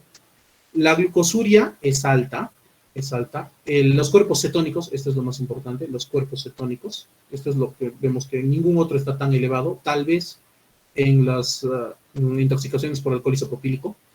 El anión GAP está elevado, la osmolaridad también está elevada, pero no tanto, esto también es diferencial de estas otras dos. El ácido úrico en estos pacientes también puede estar elevado. Entonces, ¿cuál es la diferencia principalmente con estos dos que sí tienen cuerpos cetónicos? Por ejemplo, en el caso de la ingesta de la pobre ingesta de alimentos o del ayuno prolongado, esto ocurre porque en estos pacientes hay menos de 500 kilocalorías, puede ser por dietas estrictas, puede ser en algunos deportistas, bueno, en algunos deportistas que requieren este tipo de entrenamientos o en ayunos religiosos o de mentalización, ese tipo de cosas. Estos van a hacer una disminución de insulina. No hay carbohidratos, no necesita el cuerpo insulina, disminuye la insulina y ocurre toda la cascada fisiopatológica. En los alcohólicos, ¿qué pasa? La glucosa normalmente no está alterada en ellos, pero puede disminuir. En estos puede disminuir. ¿Qué ocurre en ellos? También tienen periodos de, sobre todo en alcohólicos crónicos o en alcohólicos severos, estos pacientes tienen también disminución de ingesta, pero en ellos, sobre todo, se produce un aumento de los cuerpos cetónicos. Ellos tienen bastante cuerpos cetónicos. Pueden llegar a confundir con la cetoacidosis. Por eso, en los pacientes siempre hay que consultar esto. De ser posible, obviamente si el paciente no está en coma o a los familiares, si ha tenido ayunos prolongados, si es alcohólico, ahí hay que preguntar a estos pacientes. O si ha tenido alguno de estos otros, ¿no? Por ejemplo, una intoxicación por alcohol isopropílico, que es raro, es de lo más raro que hay. Ahora, el manejo, que es lo más importante. Lo primero que se hace en estos pacientes, a pesar de que hemos dicho que lo más importante es la insulina, lo primero es la fluidoterapia. La fluidoterapia se da a razón, hay días que dicen 1 litro, otros que dicen 1.5, otros que dicen de 1 a 1.2, pero durante la primera hora. El líquido inicial de elección es la solución salina isotónica. Lo que normalmente se usa es a la 9 por 1000, es lo que más usamos. Pero tiene también ciertas indicaciones. Se dice que cuando un paciente está en una hipernatremia, una eunatremia, es mejor usar esta al 0.45%. Ya hemos visto esto en electrolíticos. Y en la hiponatremia es mejor usar la solución al 9%. En caso de, bueno, hasta tener el resultado de la AGA todo, no podemos esperar, hay que empezar con esto, con la más clásica. ¿Cuál es el objetivo? El objetivo es reemplazar hasta 50% del déficit estimado en las 12 a 24 horas siguientes. Si hay hipotensión, lo ideal es normalizar la presión. Ahora, ¿cómo se hace este tipo de, este manejo? Lo primero que se hace es el inicial, o sea, el líquido inicial hemos dicho que se les da entre 1 litro a 1,5 litros, hasta 2 dicen algunos. En la primera hora lo que nos dicen las guías de Estados Unidos es hasta 1 litro, 500 mililitros a 1 litro. Durante la primera hora se le puede dar esto. Luego hasta las 2-4 horas. Luego esto puede ir bajando hasta 250 mililitros por hora. Se va bajando. Ahora, ¿cuál es el problema? El cloruro de sodio al 9% tiene un efecto trampa. Este efecto trampa es que nos hace confundir muchas veces con una acidosis metabólica hiperclorémica. ¿Por qué? Porque hay cloro. Le estamos dando harto cloro y podemos pensar que hay una hipercloremia. Cosa que no es así. Esto, una vez que el paciente se le retira del tratamiento, todo el cloro baja, se tranquiliza y casi no suele ser necesario un tratamiento de esta. Simplemente es que la acidosis metabólica se le ha aumentado el cloro, debe ser pues hiperclorémica, porque en el inicio todavía no vamos a corregir tan fácil la acidosis. Ahora, ¿cuáles son las metas aquí? Lo primero es que aquí le estamos dando solo solución salina, solución fisiológica, sea la que hayamos escogido. Ahora, cuando iniciamos esta solución, hemos visto, por el rellenado que va a tener a nivel del compartimiento vascular, extracelular, va a disminuir la glucosa. O sea, solamente sin necesidad de usar ni siquiera al inicio la insulina, también va a disminuir. Pero después ya le comenzamos a meter insulina a los pacientes. Y cuando la glucosa ya ha llegado a puntos de 200 o 250, menos de estos puntos, de 200 o 250, tenemos que hacer algo importante. Cualquiera que hayamos usado, tenemos que transformarlo en una solución con dextrosa. O sea, tenemos que usar, hay dos, una que vamos a ver más adelante en un cuadrito, que es la dextrosa al 5% en solución salina al 0.545, que es esta, que sería con este, y otra que es con suero fisiológico, que es igual, dextrosa al 5%, o no, perdón, dextrosa al 10% en solución salina normal. ¿Por qué se le da dextrosa? Cuando nosotros al paciente le estamos dando la insulina, vamos a ver más adelante que se le está dando insulina constantemente por infusión. Entonces se le da insulina y cuando llega a estos puntos, si nosotros no administramos la dextrosa, que eso es lo importante, vamos a inducir al paciente a la hipoglicemia. Y hemos visto en la parte anterior que también es igual de peligrosa o incluso más la hipoglicemia. Ahora, hay un método que leí, no sé si acá se usará, pero es un método que se le conoce como el de las dos bolsas. El método de las dos bolsas es, en una tenemos que tener preparado nuestro cloruro de sodio normal, vamos a decir al 9%, el clásico, y en la otra tenemos que tener ya preparada nuestra solución de dextrosa. La guía que leí, la británica, recomienda esta, la de 5 medio NS, la de 5% de dextrosa. Y esta es fácil de preparar, se añade por cada 500 mililitros de dextrosa, se le va añadiendo 10 mililitros de cloruro de sodio hipertónico al 20%. 10 mililitros de NaCl al 20%, el hipersólico. Listo. Entonces, con esto conseguimos esta formulita. Entonces, a estos pacientes, lo primero que se hace es, con esta primera que tenemos aquí, iniciamos nuestra insulina. Si es necesario, también podemos necesitar el potasio, el bicarbonato, eso lo vamos a ver más adelante cuando se hace. A estos pacientes, una vez que llegamos a una meta de menor de 200, o algunos dicen 250, cualquiera de los dos, cambiamos por esta solución. Comenzamos a instilar esta solución. Y aquí la insulina se va a reducir a la mitad. Insulina a la mitad. Entonces, si acá le estábamos dando 0.1, que es lo que se le da, acá se le da 0.05. Y así evitamos en este paciente una hipoglicemia. Esta es la forma del manejo de fluidoterapia inicial. Es lo que encontramos. Ahora, este es el manejo completo, como tenemos. Iniciamos con la fluidoterapia porque es lo más importante. Tenemos el diagnóstico. Una vez que tenemos el diagnóstico, iniciamos esta solución salina al 9%, endovenosa en bolo, 1 litro por la primera hora hasta las 2 primeras horas. Aquí tenemos que evaluar una cosa, el potasio. Ya hemos visto en trastornos hidroelectrolíticos que el potasio y el potasio está muy relacionado a los hidrogeniones, también lo expliqué aquí, que estos hacen intercambio. Entonces, cuando hay acidemia, el potasio sale, pero cuando nosotros alcalinizamos el medio, solamente con la hidratación, al alcalinizar, metemos potasio a la célula, podemos producir una hipopotasemia. Si tenemos un potasio menor a 3.3, nosotros debemos reemplazar automáticamente el potasio hasta llegar a 3.3 milimoles. Este es nuestro rango. Solo aquí podemos iniciar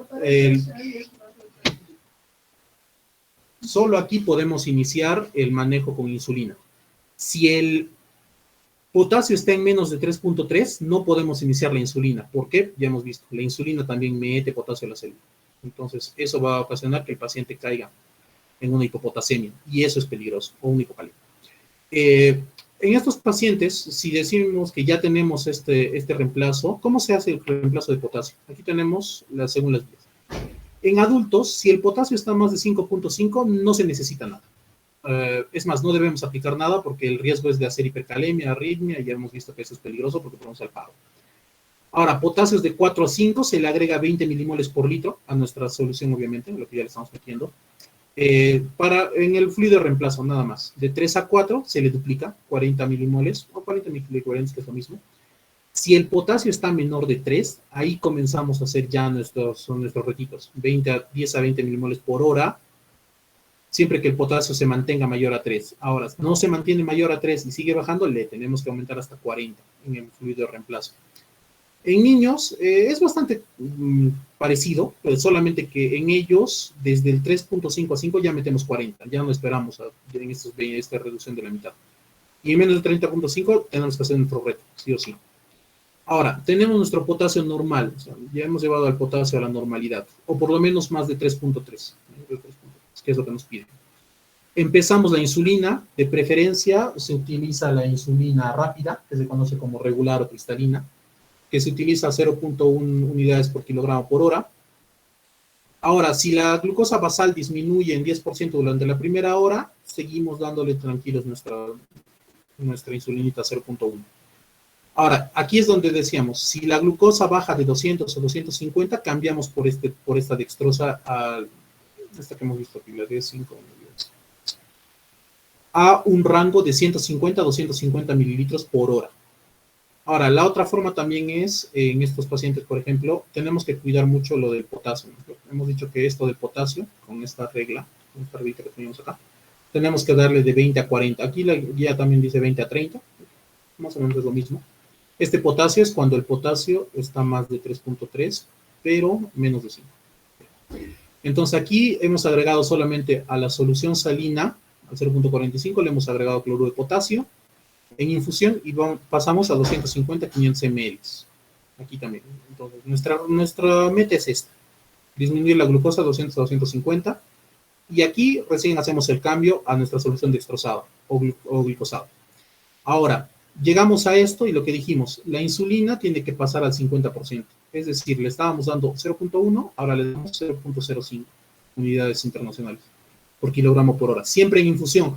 Hay algunas guías que dicen que este manejo inicial se puede dar en bolo, otras que dicen que no, que es mejor dar en infusión, pero la que estuve leyendo aquí, lo que consideré es que hay que darle en bolo y después comenzar la infusión. Misma dosis. Un bolito de 0.1 por kilogramo y luego infusión. Ahora, en esta fase ya solamente es infusión, ya no se usa bolo. Si la glucosa basal se consigue mantener en menos de 200, pero aquí tenemos algo más, el bicarbonato, ya comenzamos a medir el bicarbonato, menos de 15, hay dos vías. Perdón. Si nosotros tenemos, por ejemplo, una infusión de insulina del 50% que ya le hemos estado dando con la dextrosa, más el cloruro de sodio, o sea, esto, seguimos dándole, tenemos que llegar nosotros al basal, tenemos que mantenerlo en menos 200, en 200 o 250. Tenemos que llegar a recuperar el bicarbonato hasta 15. Y tenemos que tener un anion gap menor a 10 o 12, que es lo normal. Entonces, lo importante aquí es normalizar nuestra glucosa, normalizar nuestro bicarbonato y nuestro anion gap. ¿Cuándo damos bicarbonato? El bicarbonato solo se da, el bicarbonato es algo curioso aquí, no se da por el bicarbonato, se da por el pH que tenemos. Eso lo vamos a ver en la última. Aquí vemos que ya la insulina basal se ha controlado, perdón, la glucosa basal se ha controlado, el bicarbonato se ha controlado, el GAP se ha controlado, se detiene la endovenosa de insulina, se detienen los fluidos y se inicia la subcutánea, o sea, la normal, la que siempre usan los pacientes de esta insulina subcutánea, en rangos de 0.5 a 0.8 unidades por kilogramo. Ahora, aquí está la tablita más conocida de manejo, donde hemos visto ya esto. Aquí está el bicarbonato. Por eso es que puse esto. ¿El bicarbonato cuándo se usa? El bicarbonato no hay que darlo en todos. Si el rango de pH está mayor o igual a 6.9, no damos bicarbonato, completamente contraindicado. Si el bicarbonato está menos de 6.9, que dijimos que era el rango peligroso, se le da 100 milimoles de bicarbonato en 400 ml de agua destilada de preferencia, más 20 miliequivalentes de cloruro de potasio en infusión por 2 horas. Seguimos tomando el bicarbonato. No mejora, se puede repetir cada 2 horas. Siempre hay que controlar que el pH esté mayor o igual a 7. Y el potasio se puede evaluar cada 2 o 3 horas, dependiendo. Ahora, en los pacientes con cetoacidosis diabética, dijimos, el rango que hay que tener de glucosa es de 200 a 250. Y aquí ya teníamos nuestra glucosa al 0.05. También se puede utilizar las insulinas rápidas, las ultra rápidas, perdón, la Lispro, la Aspartica, pero la que más se utiliza y la que más nos recomiendan es la regular o cristalina. Ahora, En la parte de fluidos, aquí también nos dan bueno, es el mismo manejo, pero ya nos dicen más o menos cómo. Si hay una hipovolemia severa, una deshidratación leve o un shock cardiogénico.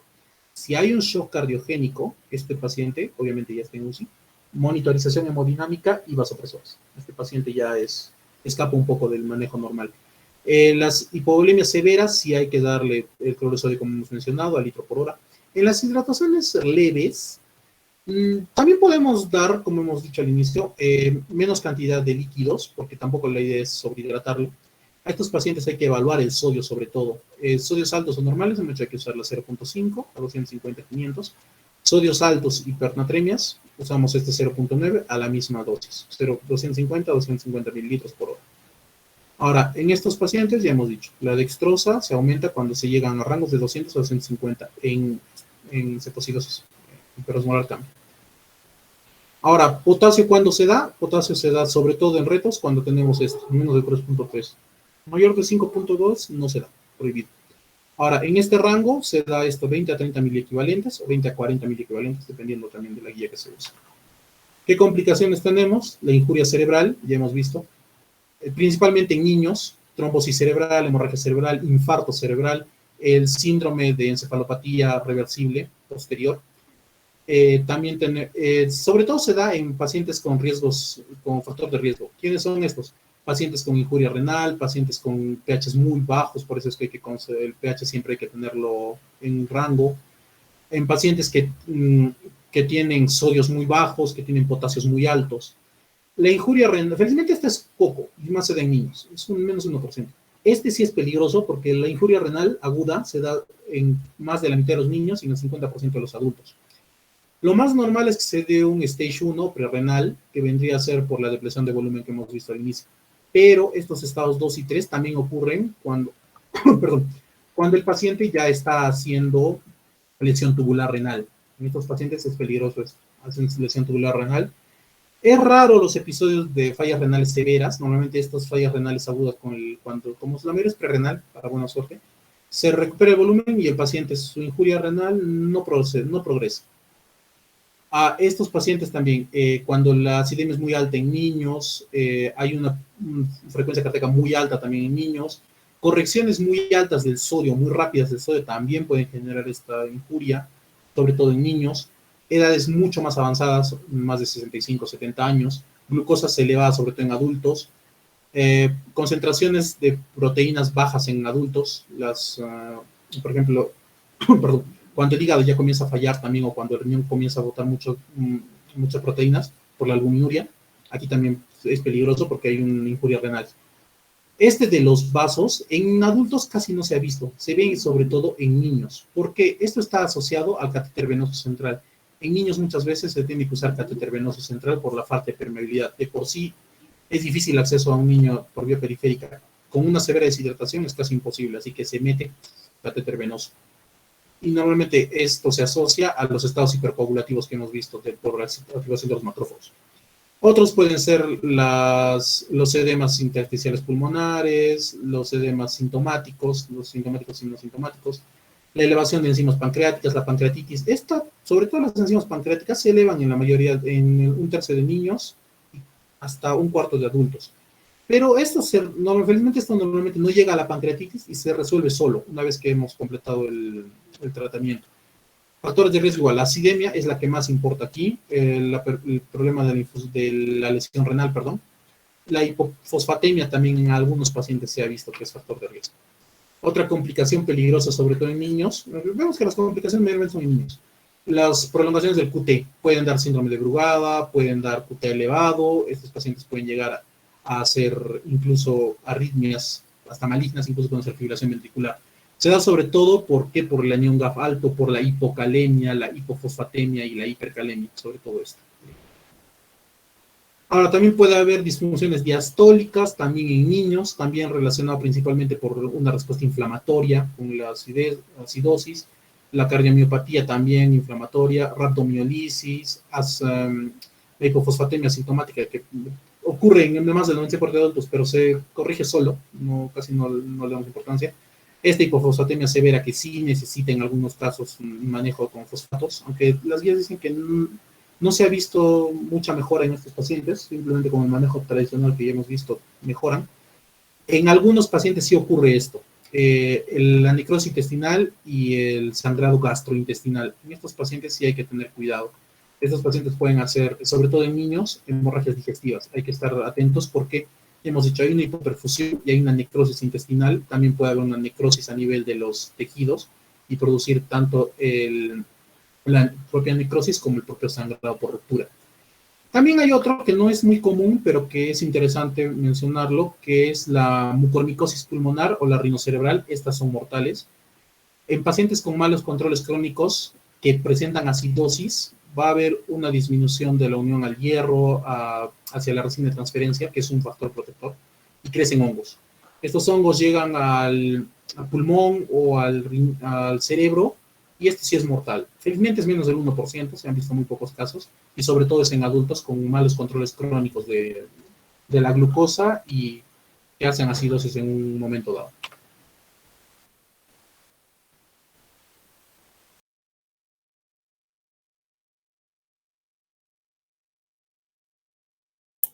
Para terminar, vamos a continuar con el estado hiperosmolar. Siguiente, por favor.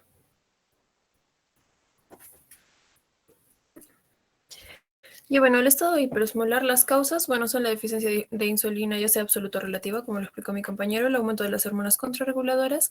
Y bueno, también tenemos que tener en cuenta que en estas tres, en el estado hiperosmolar hiperglucémico van a intervenir tanto el aumento de la osmolaridad, que es punto clave, así como la deshidratación. Bueno, cabe resaltar que los pacientes, la mayoría de estos pacientes van a requerir UCI y monitoreo. Siguiente, por favor. En cuanto a la epidemiología, como lo mencionó mi compañero, en este caso la mortalidad va a ser aproximadamente 5 a 20%. En cuanto a los criterios, vamos a ver que uno de los primeros criterios va a ser la glicemia, que la glicemia tiene que estar mayor a 600 miligramos por decilitro. El pH arterial también tiene que estar mayor a 7.3. Los cuerpos cetónicos pueden o no estar negativos. En cuanto a la osmolaridad sérica, mayor, como les dije, es hiperosmolar, así que tiene que sí o sí estar mayor a 320. En cuanto al bicarbonato plasmático, mayor a 18.000 equivalentes. Y bueno, se considera que es de peor pronóstico si se da en los extremos de las edades. Siguiente, por favor. En cuanto a la patogenia, como lo explicó ya bastante bien mi compañero, vamos a ver que esto es en sí es una respuesta insuficiente a la acción de la insulina y pues también se puede dar en caso de resistencia a esta. Es la incapacidad de contrastar el aumento de las hormonas contrarreguladoras, lo que va a provocar un factor estresante de manera desencadenante. Bueno, siguiente por favor. Ya, vamos a ver en cuanto a los factores precipitantes. Bueno, como lo mencionó mi compañero, la deshidratación profunda, la infección, la terapia insulínica. También podemos considerar casos de pancreatitis, ACV o un infarto miocardio. También se han considerado el caso de drogas y, bueno, se considera el caso de una diabetes mellitus recién detectada y, como les decía, el no seguir el tratamiento adecuado. Siguiente, por favor.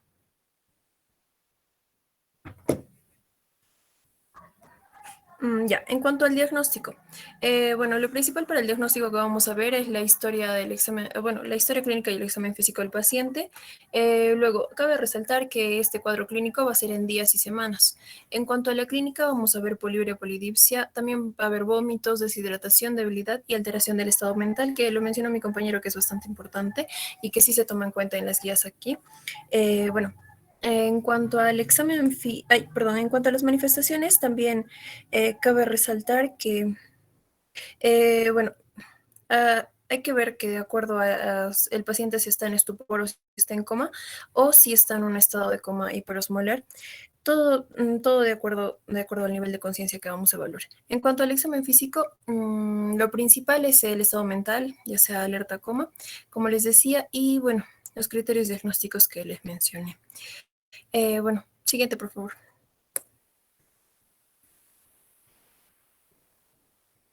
Ya.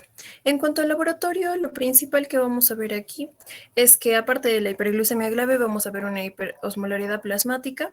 También puede o no existir una acidosis metabólica. Generalmente es leve. Como les decía, puede estar sin elevación de cuerpos cetónicos, aunque en algunos casos se ha descrito que pueden estar presentes. Y bueno, cabe resaltar que la acidosis se debe por el aumento de ácido láctico y una mala perfusión tisular. Y bueno, como ya lo dijo, a consecuencia de la deshidratación se va a producir el deterioro de la función renal y la elevación de la creatinina, el laure y el BUN, por lo que también los vamos a solicitar, aparte de los parámetros que ya les mencioné y ya les mencionamos. Siguiente, por favor. Bueno, en cuanto a los diagnósticos diferenciales, podemos ver la acromegalia, el fallo renal agudo o crónico, las drogas como el salicilato, el metanol y bueno, también se puede considerar la acidosis láctica como un diagnóstico diferencial y la cetocidosis alcohólica en caso de. Siguiente, por favor. En el tratamiento, como lo mencionó mi compañero, son 4 pilares los que hay que ver: la hidratación, la insulinoterapia, el tratamiento de los trastornos electrolíticos y el tratamiento de alguna comorbilidad en caso exista. Bueno, para resumirles, en el caso de la hidratación, es la más importante, la más urgente. Bueno, la descompensación del estado hiperglucémico hiperosmolar. Suele pasar que el déficit de este es de 10 a 12 litros. Y bueno, se considera el tratamiento, la hidratación, cuando las cifras de glucemia son alrededor de 250 a 300 miligramos por decilitro. Y como lo mencionó, glucosa al 5% o suero glucosalino. Siguiente, por favor. Ya, esto es justo lo que les mencionaba. Bueno, esto ya lo tocó a fondo mi compañero. Siguiente, por favor. Ya. En cuanto a la fluidoterapia, lo principal es que hay que corregir en las 24 en las primeras 24 horas. Y bueno, hay que ver si el paciente tiene un compromiso renal o cardíaco y evaluar el balance hídrico en estos pacientes. Eso es lo principal. Lo principal es que hay que ver también si hay una adecuada perfusión en el riñón. Siguiente. En cuanto al potasio, vamos a ver que en el caso del síndrome hiperosmolar, el déficit de potasio suele ser inferior que en el de la cetocidosis diabética, pero suele ser necesaria la administración un poco más rápida de potasio. Ya, en este caso se considera que se tiene que mantener entre 4 y 5 o menor a 3 en el caso de si se difiere el tratamiento de insulina. Siguiente, perdón, en el caso del bicarbonato, bueno, solo es necesario si existe acidosis láctica y esto es mientras se restaure la perfusión tisular en el paciente. Ya. Bueno, también cabe resaltar que podemos dar terapia antibiótica si hay una sospecha de una infección subyacente, y la profilaxis con heparinas de bajo peso molecular se recomienda por el riesgo de trombosis venosa profunda que puede estar asociado a la hiperosmolaridad y en caso de comorbilidad del paciente. Siguiente, por favor. Este es el flujograma que se maneja tanto en cetocidosis diabética como en estado hiperosmolar, que lo explicó mi compañero. Y bueno, eso sería todo. Siguiente, por favor.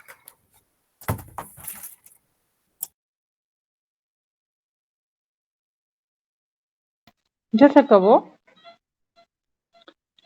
Carol. Sí, doctora, ya terminamos. Ya. La siguiente exposición es tiroides, ¿no? Ello más Sí, por doctora, seguro. crisis tiroidea. Ello más Crisis y al tiroidea. final vamos a hacer una discusión de uno solo, todo nomás ya. ¿Ya?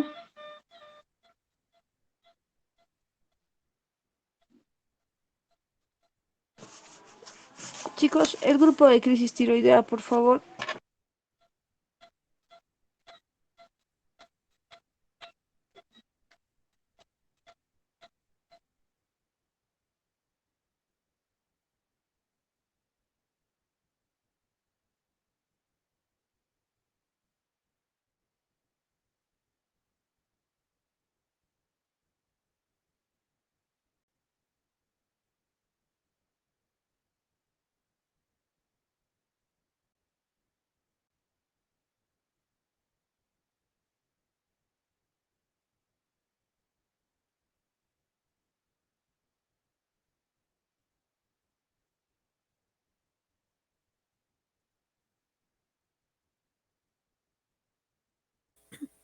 Buenas noches, doctor y compañeros. Mi grupo y yo les vamos a exponer crisis tiroidea. Siguiente, por favor. Buenas noches. Buenas noches, doctora. Bueno, vamos a hablar específicamente de lo que es la tormenta tiroidea. Siguiente. Pero antes tenemos que ver algunos conceptos importantes, ¿no? Sabemos que primero vamos a definir lo que es el hipertiroidismo, que es el incremento de la síntesis de hormonas y secreción de la glándula tiroides, que produce niveles séricos de hormonas tiroideas inadecuadamente altas. Y esta puede llevar a una tirotoxicosis, que va a ser un exceso de estas hormonas en la circulación.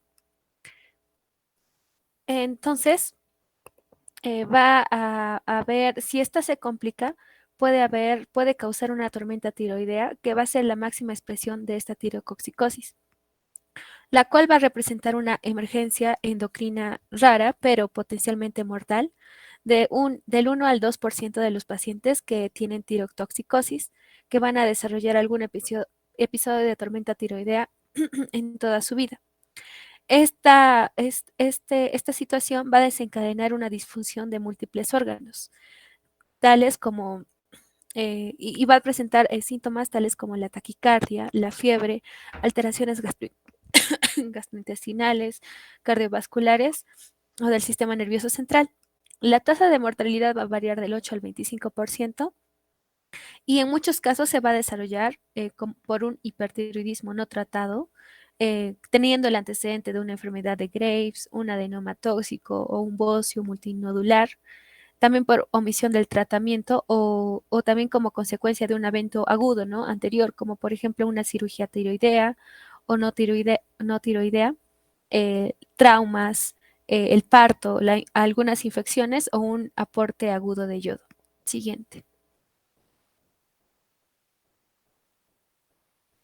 Entonces, en la fisiopatología, aquí vamos a ver que la función tiroidea está regulada por dos mecanismos, ¿no? Nosotros sabemos que está regulada por el sistema nervioso central y en segundo nivel por la tiroides mismas. Entonces, aquí en lo que es la hipófisis, hay células basófilas, o sea, tirotrópicas en la hipófisis anterior que van a segregar la tirotropina, la TSH, ¿no? Que vemos allí, que va a ser el principal componente para estimular la síntesis y la liberación de estas hormonas tiroideas en este órgano, en la tiroides. Así que se va a segregar la tiroxina, la T4 y la T3, está aproximadamente en un 20% del total, ¿no? Y lo que resta va a haber una conversión periférica de T4 a T3. Y estas van a estar reguladas por lo que conocemos, ¿no? Por el feedback negativo, ¿no? Mientras más hormonas tiroideas tenemos, va a bajar los niveles de TSH. Y también estas hormonas tiroideas van a estar unidas casi en su totalidad en la sangre a proteínas plasmáticas. Así que solo va a haber una pequeña fracción de hormona libre que es biológicamente activa y que van a llegar a los tejidos. Así que va a haber aquí receptores de hormonas tiroideas que van a formar complejos en lugares específicos en nuestro organismo. Por eso es que también va a haber una alteración en varios órganos. Siguiente, por favor. Entonces, la acción hormonal va a provocar una serie de modificaciones en el crecimiento y en la maduración de los tejidos, ¿no? Ya que estamos viendo que llega una pequeña cantidad, pero llega a muchos órganos, y también va a participar en lo que es la respiración celular, en el gasto energético total, en el recambio de casi todos los sustratos, vitaminas, hormonas que conducen a un aumento de la actividad metabólica basal y a un incremento de las demandas energéticas de casi todos los tejidos, ¿no? Como estamos viendo aquí, hay regulación de proteínas, hidratos de carbono, de lípidos, va a mantener la temperatura corporal, va a aumentar la frecuencia cardíaca y respiratoria cuando lo necesite, va a adecuar para un buen funcionamiento del sistema nervioso y también el desarrollo del sistema nervioso y del esquelético durante la infancia. Siguiente. Entonces, estábamos hablando nosotros de una tirotoxicosis, ¿no? Que es el antecedente que necesita tener este paciente para que tenga concentraciones excesivas de hormonas tiroideas y pueda desencadenar una crisis.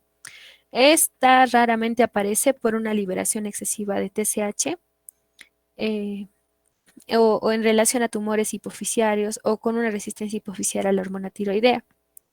Pero como hemos comentado, puede deberse mayoritariamente al efecto de sustancias estimuladoras tiroideas como la enfermedad de Graves, la enfermedad de Hashimoto o tumores trofoblásticos, ¿no? Que van a aumentar los niveles de estas hormonas. O también puede haber una hiperfunción autónoma de parte del tejido tiroideo. Así también tenemos otros estadios, ¿no? Como la tiroiditis subaguda o la tiroiditis crónica con una tirotoxicosis transitoria que pueden alterar este proceso.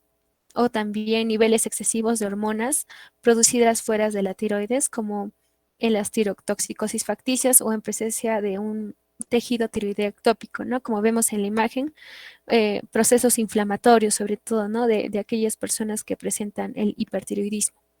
Siguiente. Entonces, la crisis tiroidea va a preceder, ¿no? A estas personas, sobre todo.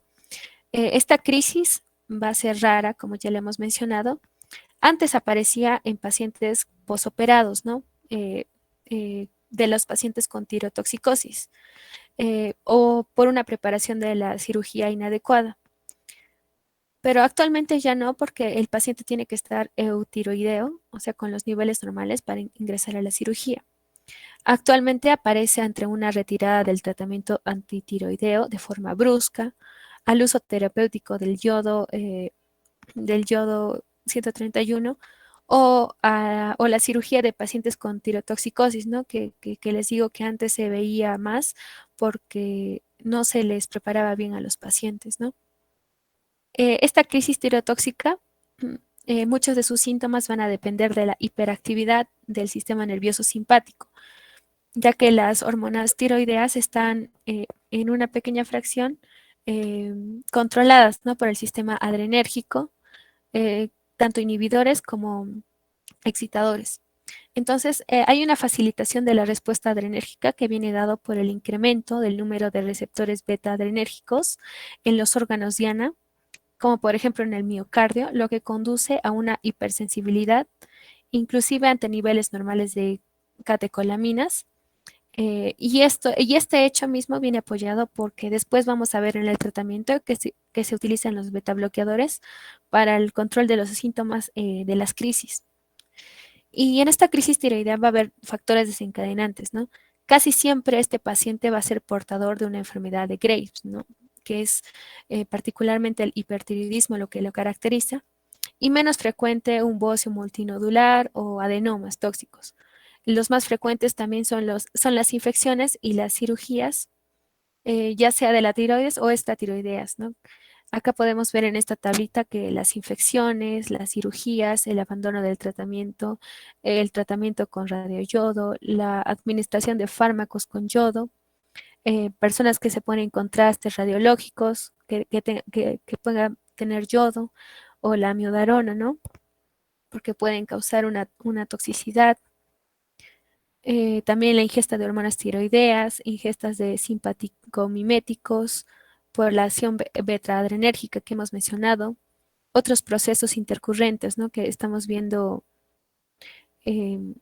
estadios de emergencia, ¿no? Insuficiencias cardíacas, accidentes cerebrovasculares, entre otros, situaciones de tensión emocional extrema, traumatismos, partos y cesáreas, toxemias o una palpación tiroidea enérgica, ¿no? Que puede producir o aumentar la actividad en la tiroides. Siguiente.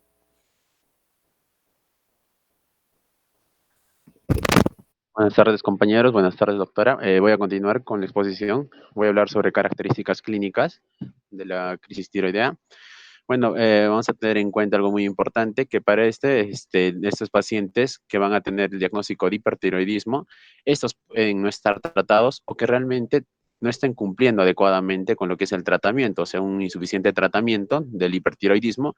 Entonces, es ahí donde estos pacientes entran en una crisis tirotóxica, teniendo las características clínicas de forma súbita. En estos casos vamos a encontrar problemas tanto cardiovasculares, vamos a tener problemas neurológicos e incluso estos van a tener algunos problemas a nivel de temblores o miopatías, ¿no?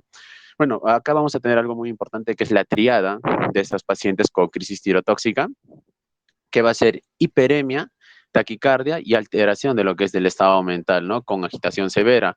Entonces, dentro de los cardiovasculares, justamente como decía, ¿no? Taquicardia sinusal, puede haber una fibrilación auricular, taquicardia supraventricular o una extrasístole ventricular.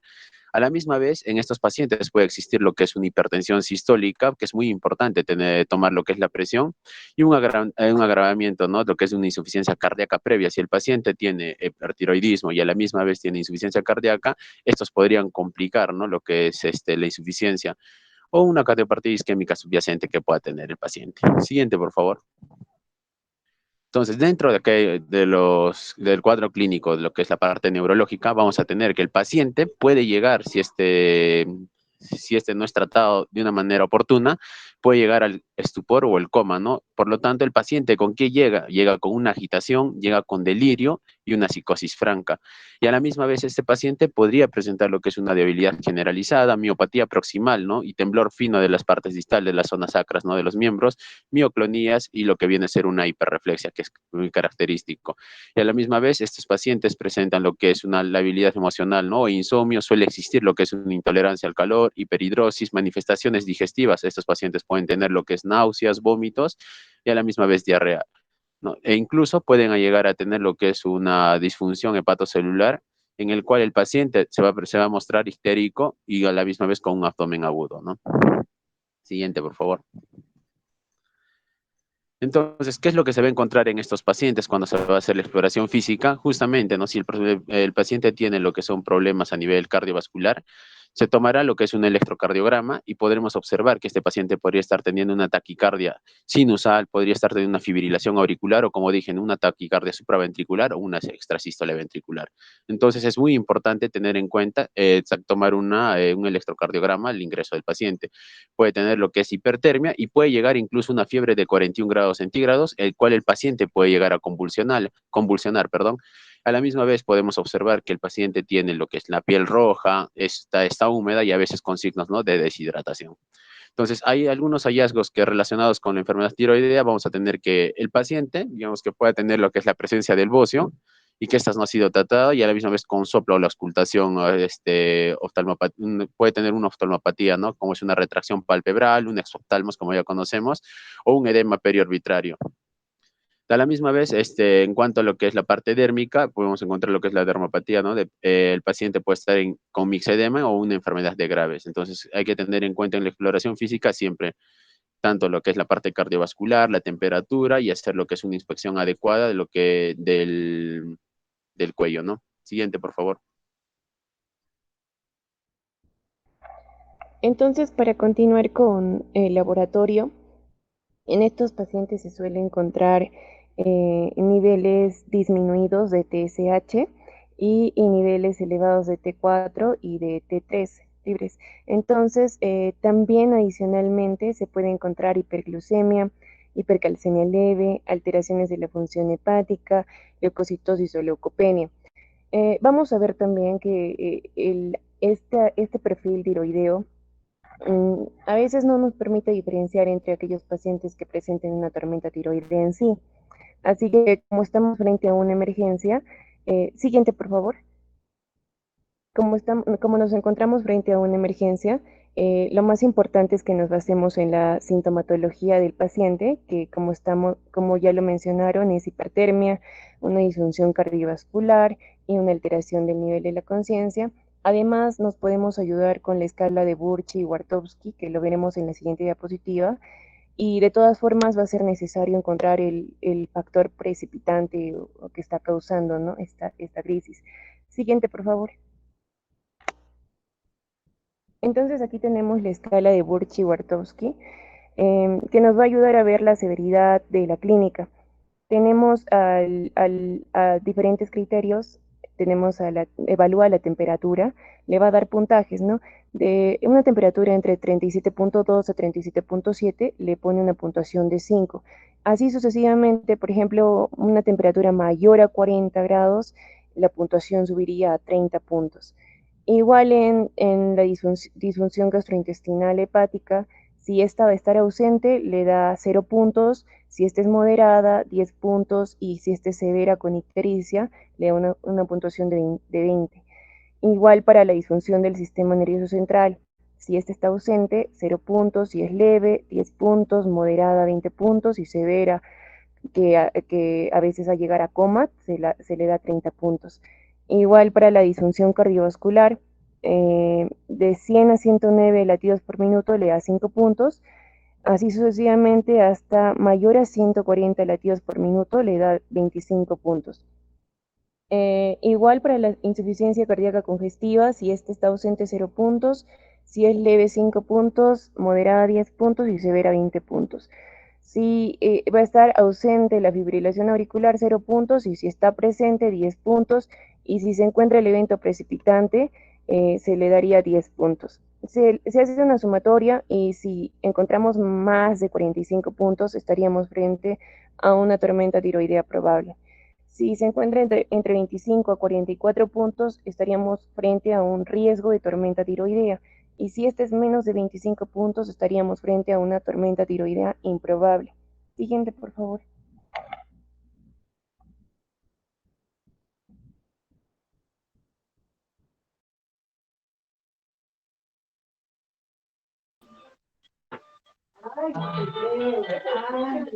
¿Falta algo en lo que es tormenta tiroidea? Chicos, ¿falta? Tratamiento, porque tenemos 3 minutos nomás ya. Primero que ustedes, primero llegamos. Ya, avanza, avanza.